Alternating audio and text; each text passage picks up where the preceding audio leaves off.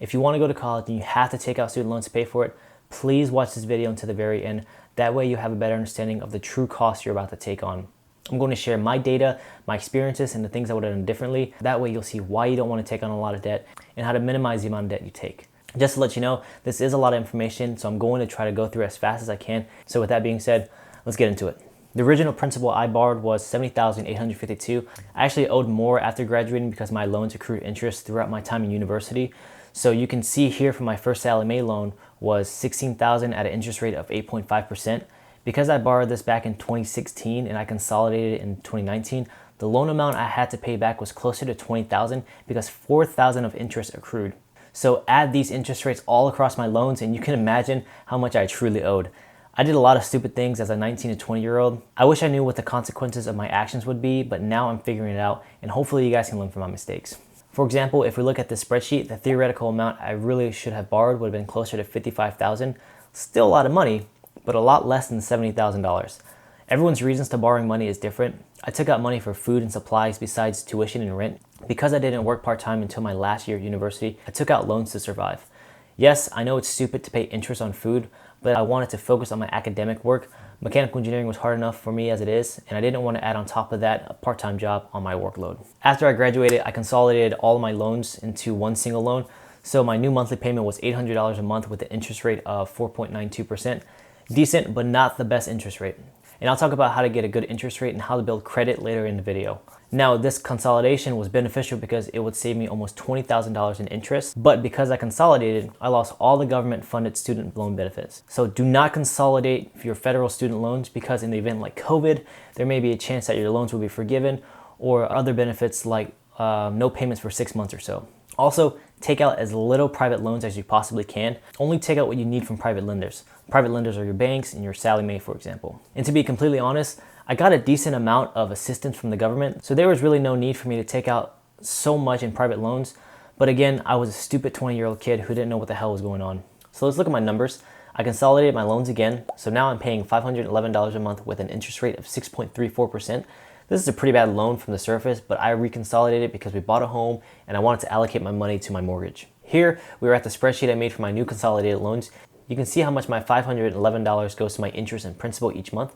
Principal is the amount of money I borrowed, and interest is what the lender charges for giving me their money.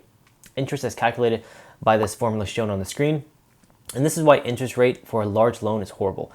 Here, we are almost in the month of February, and since I opened this account back in March of 2020, 10 months of paying $511, I've paid a total of $5,110 and only $1,557 is knocked off the principal.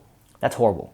As you can see here, if I were just to pay the minimum payment of $511, it would take me 18 years to finish paying this off, and I would pay an additional $49,607 of interest, making my student loan of $68,000 turn into a $117,546 loan at the end of my pay period. Now, just to give you guys some context of how much money that is, if I were to invest that same $511 in the market with an average annual return of 8%, after 18 years, I would have almost $250,000.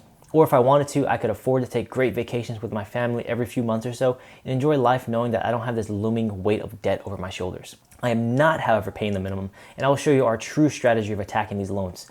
Now from this spreadsheet, you can see both my fiance's and my student loan amount owed. So my fiance bought a car that was a little too expensive, which you shouldn't do, but it makes her happy, so that's fine. And I could have saved $20,000 in student loans, so I'm not good either. And I'll get to how I could have saved that money later in the video. But her car loan is $415 a month, and we add an additional $550 on top of that. We expect the car loan to be paid off in 2 years. Once that's done, we'll focus on paying off her student loans with the freed up $415 a month. So now we'll have an additional $965 a month going towards her $600 a month minimum student loan. Her student loan should be done in July of 2024. In July 2024, we'll add an additional $1,565 to my $511 monthly minimum payment, making my new monthly payment to $2,067. I should finish my student loans by January 2027, so a total of 6 years to pay off my student debt and a total of $20,142 accrued interest. Now logically and mathematically, it would make sense for us to pay off my student loans first, but using the debt snowball method, popularized by Dave Ramsey, attacking the smallest loans first to build momentum works out better for us. It gives us hope that, hey, we paid off one loan, let's knock out the next one. Now we're able to pay off our debt sooner because we have good careers. There's no secret in paying off debt. You have to have a good paying job, Additional income in the side doesn't hurt. Save more than you spend and live below your means. And we truly are living below our means still. We're able to live comfortable with this debt over our heads. We're still saving every month. We're not living paycheck to paycheck, keeping up with the Jones or home broke. We took calculated risk, and hopefully this will help us out later in the end. It will be amazing when 6 years comes around and we're debt free. And this could all have been minimized if I knew back then what I know now. When I was getting ready to go to university, all I wanted to do was just get there. I didn't care how much it cost. I wanted that college experience. So I took out a ridiculous amount of money my first year because of luxury student apartments. I didn't need to do that. I never even got to use the amenities that I was paying for because the facility was under construction. I only received a small discount, though my rent was still around $700 a month. And I took out way too much money. I ended up buying stuff I didn't need, like additional clothes, eating out at too expensive places while I was a student, and other stupid spending habits. Being 20 years old but never having $8,000 in my checking account made me feel like I was rich, but I was really an idiot. After my first year of university, I figured out I didn't like the party life. I didn't want to surround myself with that kind of stuff anymore because I saw what it could do to people. Mechanical engineering was difficult enough, and I didn't want another factor dictating my future. For myself, I had to study on campus, in the labs, in the libraries, and surround myself in that academic environment to be motivated.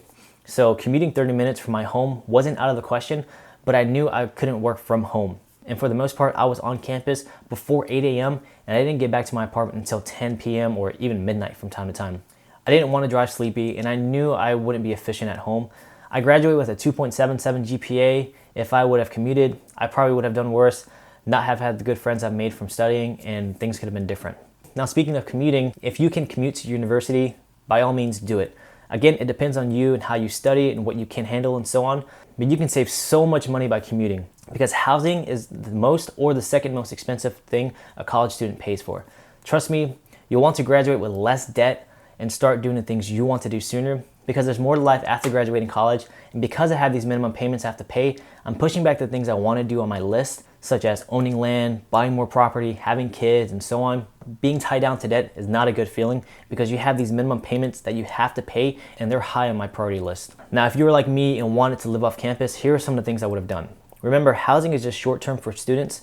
They all serve the same purpose. It's just a place to rest. So figure out what you find important as far as the amenities. Does it have a gym, a pool?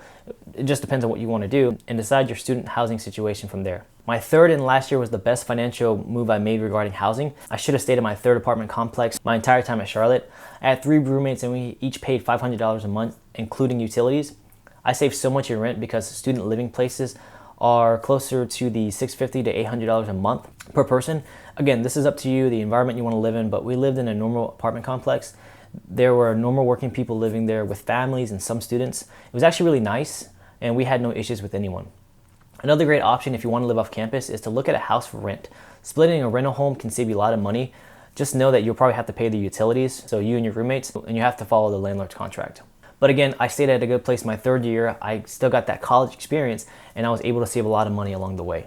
So let's look at the spreadsheet to compare the money I would have saved if I would have gone to my third apartment complex from the beginning and taken out less loans. As you can see, I would have saved myself close to $20,000 if I was smarter with my choices. If I would have known the true value and power of money, I would have done things differently. Now, I'm not discouraging anybody from going to college because I do believe it will enhance your life and it will allow you to make more money in your lifetime. I will, however, say this. If you're going to school for anything other than STEM, so science, technology, engineering, mathematics, please do not take out a lot of debt. If I didn't have a good paying job, my student loans would probably be more than 18 years to pay off because I probably couldn't afford the $511 monthly minimum. Even though money shouldn't control us, money does make the world go around, and at the end of the day, it is about money. Now, there's no shame in talking about money. Money is a tool. That's all it is. It's just a tool. It allows people to do the things they want to do, and it shouldn't be anything taboo. I think people just need to understand money better and to freely discuss it. That way, the more you understand a subject, the less scary it is. So for example, thermodynamics was frightening to me. I didn't understand anything about thermodynamics, but the name itself scared the crap out of me. But after learning thermodynamic properties, I found out that it's really not that hard. So you can use that same concept with money. Once you understand money, it's not that scary. Now, to summarize, these are the things I would have done, so take what you will. I'm not telling you how to live your life or what you should do, but these are things I would have done differently. Tuition is fixed. This changes depending on what school you go to. Look for less expensive student housing. Commute if you can. Take out as much government aid as you can, and do not get rid of your government aid by consolidating them. Take out as little private loans as you possibly can. Only take out what you need. Work part-time if you can for additional money for food and supplies. Ask your family for help if you can't work part-time. And if you receive no help and you have to take out student loans, track your spending for a few months and then take the average and then multiply that amount by a year and stick with that budget. So for example, if you're spending $200 on food and supplies one month and the next month you're spending $100 on food and supplies, take the average or give yourself maybe a little bit more wiggle room, so $175 a month for food and supplies. Multiply that by a year and you should take out that amount for the year and budget that amount. Also, don't buy brand new books and school supplies. Shop around, look online for discounts, see if you can find some stuff for free. That involves desks and furniture as well. You're not trying to get the most high-end stuff here. You're a student, live like a student. Now in the beginning, I talked a little bit about credit. Here's another thing that will help you later in the future. Get a credit card now. Apply for beginner credit cards, and notice how I said cards.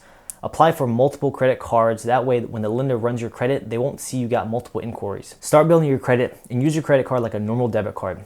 Don't spend more than you have. Just because you have a line of credit doesn't mean you spend that line of credit. Buy the things that you normally would and pay off your balance at the end of your due date. That way you'll build credit, and hopefully when you graduate, you'll have a credit score of 700 and above. And a good credit score will help you get a better interest rate when you apply for a mortgage, a car loan, or any other loan that you see fit later in life. Because like I said before, there's more to life after college, and you'll want to do things later down the road, and building a good credit score as soon as you can will help you out. There are other options to minimize debt, but those are the things I would have done differently. Debt can destroy people, and I think it's insane that 18-year-olds are making these decisions about taking a ridiculous amount of debt, and everyone is saying yes to it. Some people don't understand the true consequences of debt and how to minimize it. So please, before you go to college, do your due diligence and research like crazy. Now, I hope you found some insight on my experiences and learned a few things along the way. I think college is a good choice for students if you somewhat know what you want to do, because we're all still trying to figure it out. And if you truly understand what you're about to take on as far as debt-wise, go for it. And I understand that student loans can be seen as an opportunity cost or an investment, but there are some things that will make it harder for you to finish and see the light at the end of the tunnel. Just know that even getting your college degree doesn't guarantee you a worry-free life. There's more to life than college, and once you get this debt, you will feel the weight. And the less weight you have, the better. So I'm not trying to scare anybody. I'm just trying to be real and show you my numbers. Do better than me. That way you'll have a better head start after graduating college. Thank you so much for watching. If you found value in this content, please give it a like and comment down below what you found interesting or what you would like to know more about. It would greatly help my channel grow, and maybe some student wanting to go to college will see this before they make a decision that will impact the rest of their life forever. So share this video around. I thank you so much for watching, and I'll see you in the next one.